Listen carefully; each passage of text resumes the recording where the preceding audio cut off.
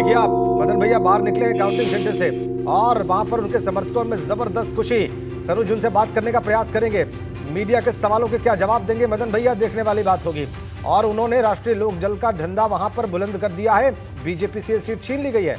इस उपचुनाव में आरएलडी ने बीजेपी से यह सीट छीन ली, तो आरएलडी के विधायक अब विधानसभा में हो गए हैं 9।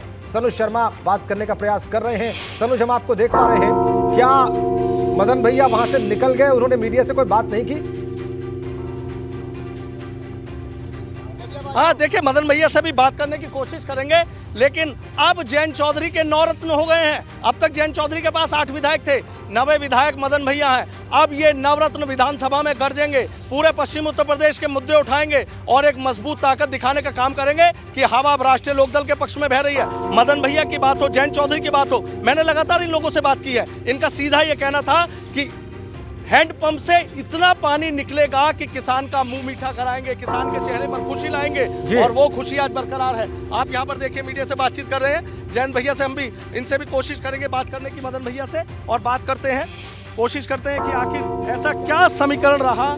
शुरू से ही मदन भैया सीधा कह रहे थे कि चुनाव मैं ही जीतूंगा, कोई नहीं है गठबंधन की जनता। हमेशा उन्होंने एक बात कही, कामगारों की बात करेंगे, किसानों की बात करेंगे, मजदूरों की बात करेंगे, सबको साथ लेकर चलेंगे। और मदन भैया ऐसा सबको साथ लेकर चले कि आज उनका राजनीतिक सूखा खत्म हो गया है। 4 बार का विधायक हो, कई बार उसको हार का मुंह देखना पड़ रहा हो, लेकिन आज मदन भैया यहाँ पर चुनाव जीत गए हैं। आप ये देखिए किस तरीके से अभी मदन भैया से बात करने की कोशिश करेंगे।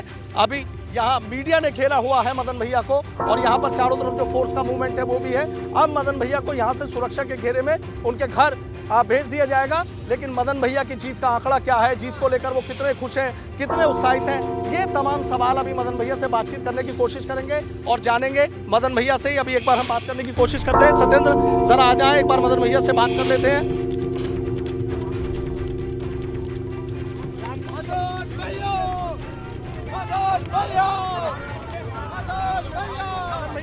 मदन भैया से बात करने का प्रयास कर रहे हैं सनुज। मदन भैया बाहर निकले हैं, जीत की खुशी, संतोष उनके चेहरे पर बहुत साफ।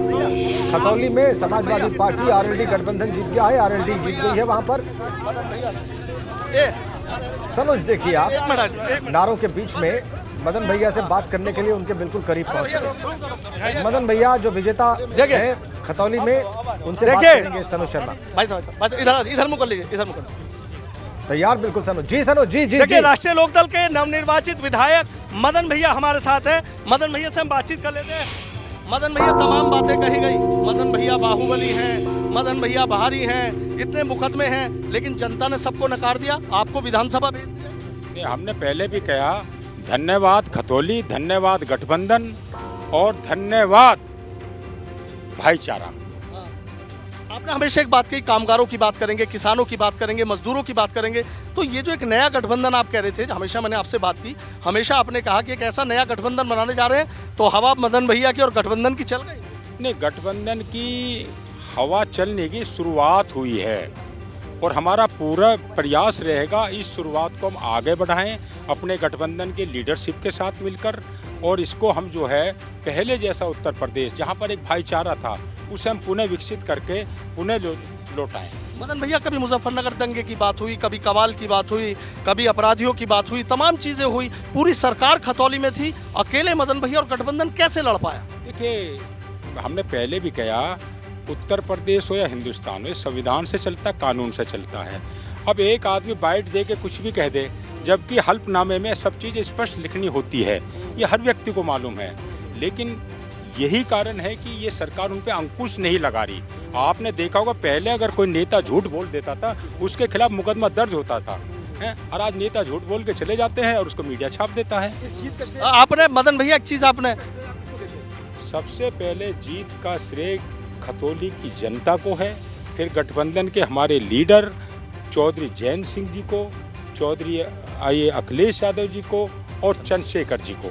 चंद्रशेखर जी की वजह से हमारे गठबंधन को बहुत बल मिला है। आपको क्या लगता है कि जनता के दिल में कौन सी बात घर कर गई? जनता तो देखिए इस वक्त खुशी का माहौल हम कहना नहीं चाहते, जनता ने तो पहले भी गठबंधन को ही जिताया था। अब चलिए उस चीज़ों को हम नहीं इस वक्त कहना चाहते। मदन भैया आप हमेशा एक बात कहते थे कि नल से इतना पानी निकलेगा किसानों के चेहरे पे खुशी आ जाएगी। आज तो आपके भी चेहरे पे खुशी है, राजनीतिक सूखा खत्म है। मैं भी तो किसान हूँ ना। कैसे सेलिब्रेट कर रहे हैं, कैसे सेलिब्रेट करेंगे आज, क्या करेंगे आज, क्या जाएंगे हम?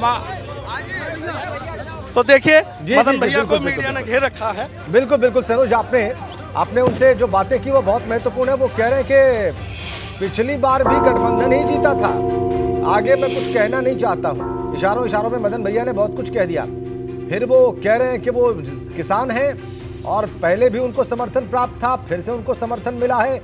उन्होंने जयंत चौधरी को इसके लिए धन्यवाद किया, अखिलेश यादव को किया और चंद्रशेखर आजाद को भी उन्होंने धन्यवाद किया। आजाद समाज पार्टी का भी उन्होंने धन्यवाद किया। 22,165 वोटों से खतौली में मदन भैया जीत गए हैं, आरएलडी के उम्मीदवार। और इस तरीके से आरएलडी के कुल विधायक हो गए 9। बिल्कुल, तो ये बड़ी खबर आपको बता रहे हैं, जहां रालोद प्रत्याशी मदन भैया एक बड़ी जीत हासिल कर चुके हैं और जश्न का इस वक्त माहौल उनके खेमे में, उनके समर्थकों के बीच, कार्यकर्ताओं के बीच और साथ ही गठबंधन को पूरी तरह से उन्होंने इस जीत को डेडिकेट किया है, समर्पित किया है।